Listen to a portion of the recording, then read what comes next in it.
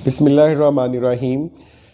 Dear students, उम्मीद है आप बाखैरियत होंगे और आप अच्छी तरह से जो है अपनी तैयारी कर रहे होंगे। और बेटा, इस सारे प्रोसेस के अंदर एक चीज़ जो आपने मेन जिस चीज़ के साथ रिश्ता रखना है वो आपकी किताब है। तो आपने हर उन्वान जो है वो किताब से साथ साथ रीड करना है, साथ साथ समझना है, ताकि आपका कॉन्सेप्ट क्लियर हो और आप उसके साथ साथ जो है आप मुझसे क्वेश्चंस भी पूछ सकें। क्वेश्चंस आप किसी सूरत में भी कर सकते हैं, telephonically. I am also available on WhatsApp and also you can ask by sending your comments on the channel. Thank you. और इंशाल्लाह आपको हर हवाले से जो है आपको प्रॉपर जो है वो केयर और तवज्जो जो है वो मिलेगी। जी, हम स्टार्ट करते हैं। हमारा आज का जो उन्वान है वो है वज़ीर आज़म यानी प्राइम मिनिस्टर या प्राइम मिनिस्टर ऑफ पाकिस्तान। बेटा, इसमें जो चीज़ आपने मद्देनज़र रखनी है वो ये है, सबसे पहले तो ये कि जो प्राइम मिनिस्टर या वज़ीर आज़म जो है ये क्या है कि जो हमारा आइन अब आपको पता है जो चल रहा है 1973 का या कॉन्स्टिट्यूशन ऑफ 1973, उसके मुताबिक जो वज़ीर आज़म है वो हेड ऑफ द गवर्नमेंट और हेड ऑफ द एग्जीक्यूटिव है, यानी वो हुकूमत और इंतज़ामिया दोनों का सरबराह है। ठीक है जी। अब हम आगे लेके चलते हैं, आगे उसके फीचर्स या बाकी चीज़ें। तो आप ये देखेंगे सबसे पहले आ गया जी क्वालिफिकेशन, कि वज़ीर आज़म की जो है वो क्वालिफिकेशन क्या है या अहलियत क्या है। तो देखिए बेटा, वज़ीर आज़म बनने के लिए लाजमी है कि जो उम्मीदवार या जो कैंडिडेट है उसके अंदर ये शराइत का होना लाजमी है। नंबर 1, मुसलमान हो और पाकिस्तान का शहरी हो, यानी अगर वो गैर मुस्लिम है तो भी वज़ीर आज़म नहीं बन सकता, अगर वो पाकिस्तान का शहरी नहीं है तो तब भी वो वज़ीर आज़म नहीं बन सकता। उसके बाद नंबर 2 बहुत ही अहम पॉइंट है, ये है कि वो ख़त्म नबुव्वत पर यकीन रखता हो, यानी कि नबी करीम सल्लल्लाहु अलैहि वसल्लम को वो आखिरी नबी के तौर पर मानता हो, इस बात पर उसका ईमान होना चाहिए। नंबर 3 ये है कि कौमी असम्बली का रुकन हो। वज़ीर आज़म के लिए ये लाजमी है कि वो कौमी असम्बली का रुकन होना चाहिए। देखिए बेटा, जैसे जब हम वज़रा लेते हैं तो वज़रा में से आपको पता है वो सेनेट में से भी ले लिए जाते हैं। तो जो वज़ीर आज़म है इसके लिए लाजमी है कि वो MNL हो, यानी वो जो हमारी कौमी असम्बली या जो नेशनल असम्बली है उसका मेंबर होना लाजमी है। उसके बाद नज़रिया नंबर 4 यह है, नज़रिया पाकिस्तान का ज़बरदस्त हामी हो, यानी नज़रिया पाकिस्तान पर उसका पूरी तरह से ईमान और एतकाद होना चाहिए। नंबर 5 जो है वो ये है, वो हुकूमत के किसी मुनाफा बख्श ओहदे पर फाइज ना हो। जैसे आप लोगों को मालूम है कि कोई भी सरकारी मुलाजिम जो है वो इन ओहदों पर जो है मुंतखब नहीं हो सकता, क्योंकि वो सरकारी मुनाफा बख्श ओहदा होता है, लिहाजा वो उसकी शराइत में नहीं आते। तो ये चीज़ भी लाजमी है। तो ये बेटा 5 जो है ये बुनियादी शराइत हैं, आप लोगों ने जहन में रख लेना है। मैं फिर भी मुख्तसर एक दफ़ा फिर बोल देता हूँ। नंबर 1 मुसलमान हो और पाकिस्तान का शहरी हो। नंबर 2 ख़त्म नबूवत पर मुकम्मल यकीन रखता हो। नंबर 3 कौमी असम्बली का रुकन हो। नंबर 4 नज़रिए पाकिस्तान का ज़बरदस्त हामी हो। और नंबर 5 वो हुकूमत के किसी भी मुनाफा बख्श ओहदे पर फाइज ना हो। जी, उसके बाद हम देखते हैं नंबर 2 जो है ये आ गया, उसका जो इलेक्शन या उसका जो इंतखाब है, हमने ये देखना है कि उसका इलेक्शन या इंतखाब किस तरह से होता है। तो आप देखिए बेटा कि 1973 का जो आइन था उसके मुताबिक क्या था कि जो वज़ीर आज़म का चुनाव है वो कौमी असम्बली करती थी। क्या चीज़ करती थी? कौमी असम्बली जो है वो वज़ीर आज़म का चुनाव या इलेक्शन करती थी। लेकिन आपको पता है कि 1985 में जो 8वीं तरमीम की गई, यानी 8th amendment in the constitution of 1973 which was made in 1985, उसके मुताबिक क्या है कि वज़ीर आज़म को जो नामज़द करने का अख्तियार है वो सदर पाकिस्तान को सौंपा गया है या उनको तफवीज़ किया गया है। वज़ीर आज़म जो है वो कौमी असम्बली का रुकन होता है और उस क्या होता है कि उसको कौमी असम्बली में अक्सरियत हासिल होती है और कौमी असम्बली के अरकान उसके इंतखाब की तौसीक करते हैं। देखो बेटा, वो जिस पार्टी से होगा वो अक्सरियती पार्टी से होना चाहिए, या ये है कि अक्सरियती जो है कौमी असम्बली के अरकान वो उसके सपोर्टर्स हों, और उसके साथ साथ क्या है कि फिर उसके इंतखाब की तौसीक भी वो लोग करते नहीं, रेटिफाई करते हैं कि वो सब लोग जो है वो उसकी उस इंतखाब के भी हक में होते हैं। उसके बाद बेटा नंबर 3 आ गया, ये आ गया वोट ऑफ नो कॉन्फिडेंस या अदम एतमाद, कि वजीर आजम के खिलाफ वोट ऑफ नो कॉन्फिडेंस या अदम एतमाद वो क्या चीज़ है। कि इसके लिए क्या होता है बेटा कि जब वजीर आजम को उसके ओहदा से हटाना मकसूद हो, यानी वजीर आजम को उसके ओहदा से हटाना हो, तो क्या करते हैं कि कौमी असम्बली के जो अजलास है उसमें अरकान जो है वो तहरीक अदम एतमाद पेश करते हैं, यानी they lead a movement of no confidence, vote of और नो कॉन्फिडेंस ये पेश करते हैं। और उसके बाद है अगर अक्सरियती अरकान जो हैं कौमी असम्बली के वो वज़ीर आज़म के ख़िलाफ़ अदम एतमाद अगर के हक़ में हों या वो अदम एतमाद पेश कर दें, तो क्या होगा कि वज़ीर आज़म को बरतरफ या टर्मिनेट समझा जाता है, फिर वो अपने ओहदे से बरतरफ हो जाता है। इसके अलावा क्या देखें, वज़ीर आज़म अपने ओहदे से मुस्ताफ़ी हो सकता है। मुस्ताफ़ी का मतलब क्या है कि वो इस्तीफ़ा दे सकता है, और वो अपना इस्तीफ़ा जो है वो किसको पेश करेगा, सदर पाकिस्तान को।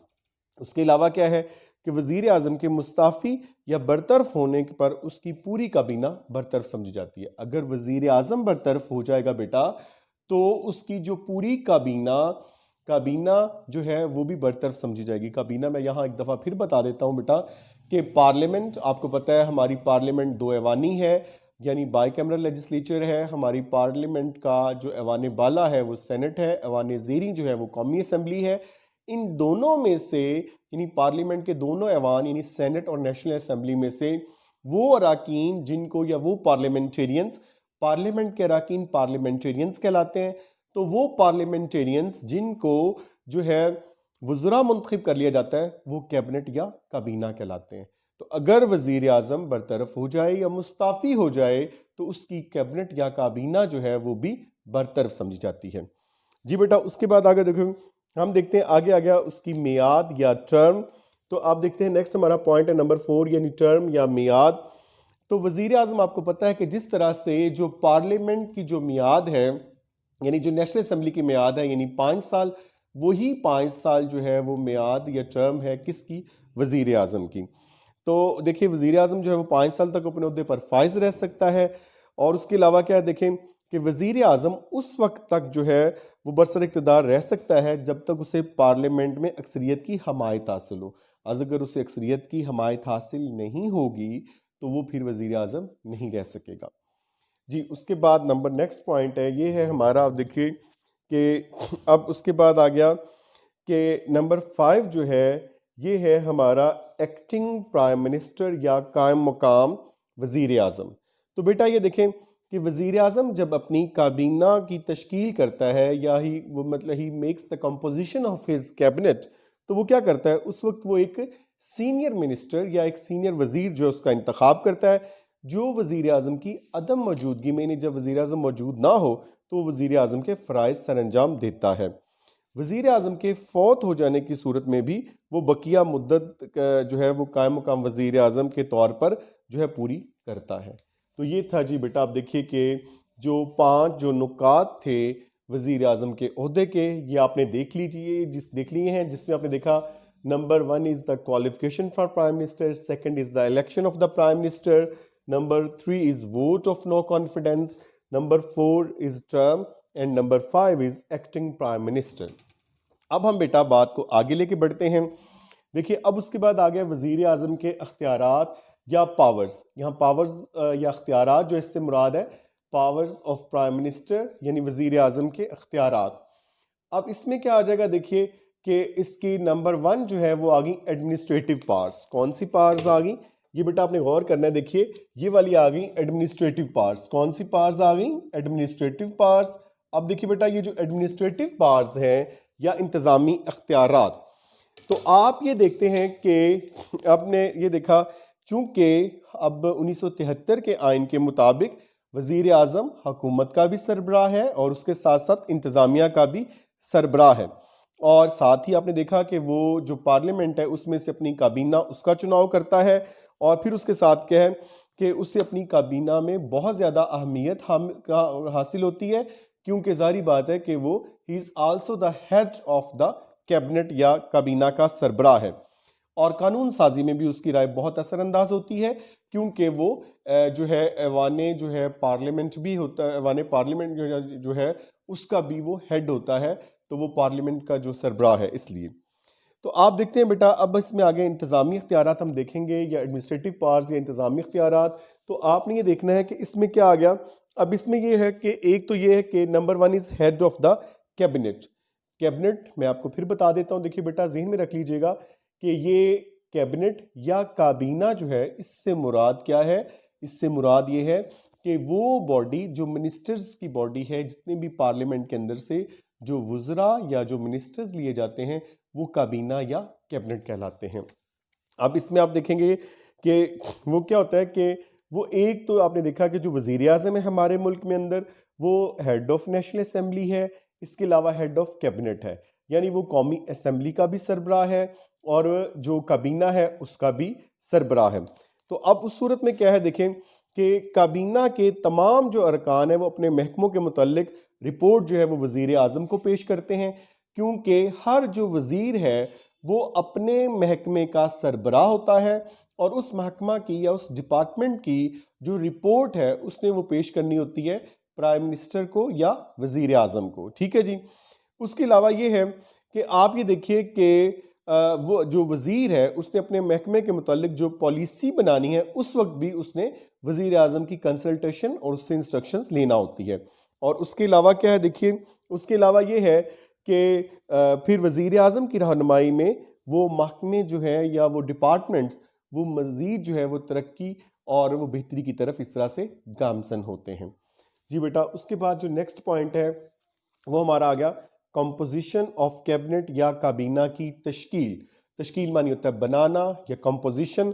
तो इसमें बेटा आप ये देखते हैं कि इसके अंदर क्या है कि वज़ीर आज़म जो है, वज़ीर आज़म पाकिस्तान जब वो अपना हल्फ उठाता है तो हल्फ उठाने के बाद क्या है कि वो करता है कंपोजिशन ऑफ कैबिनेट या काबीना अपनी तश्कील देता है।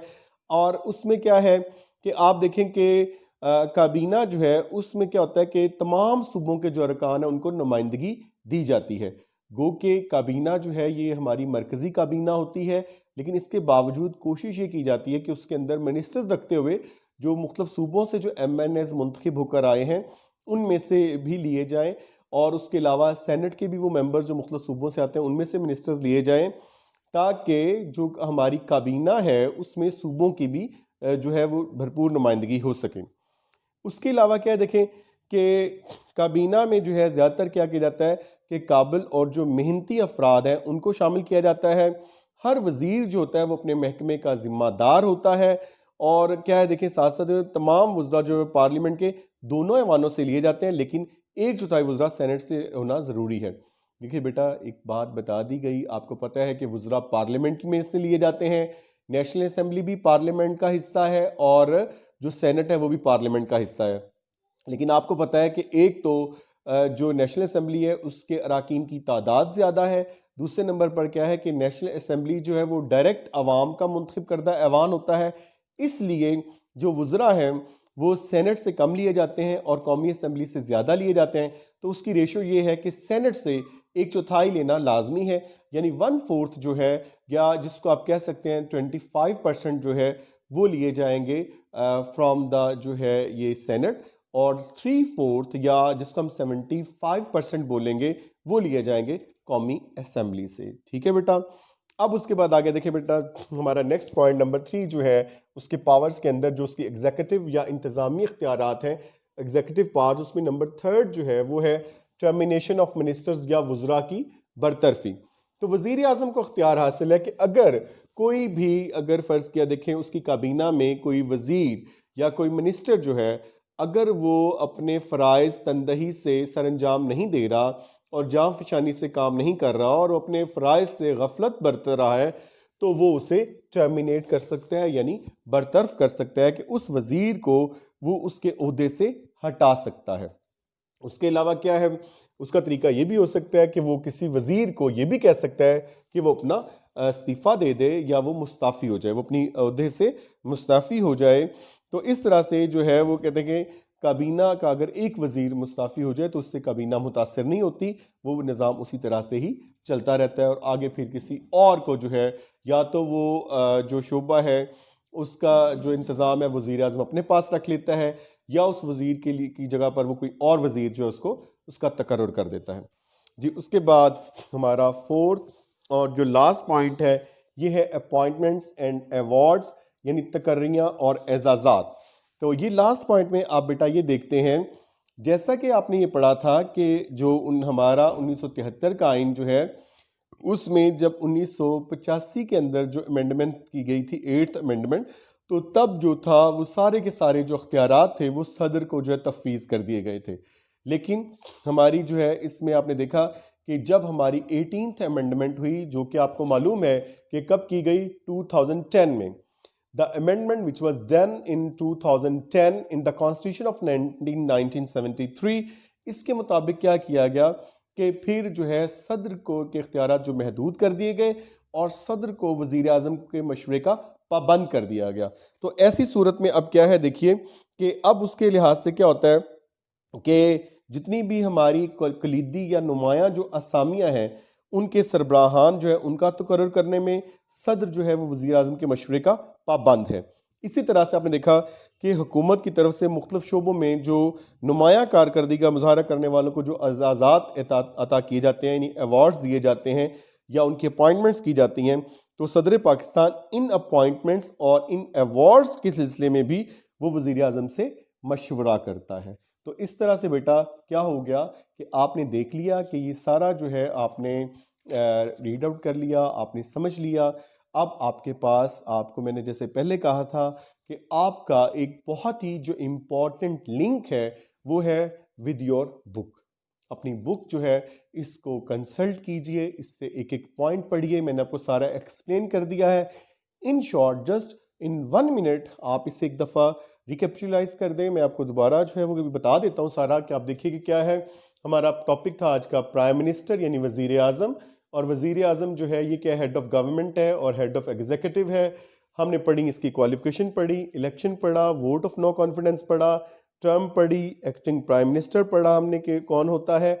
उसके अलावा हमने पावर्स देखी। पावर्स के अंदर हमने सबसे पहली जो है वो देखी एडमिनिस्ट्रेटिव पावर्स।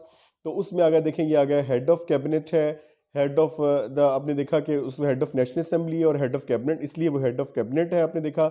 और साथ ही क्या है कि कंपोजिशन ऑफ कैबिनेट हमने देखी, हमने देखा टर्मिनेशन ऑफ मिनिस्टर्स, और हमने देखा appointments and awards. Hope you have got it and I am sure that you will perform the best of luck. Thank you.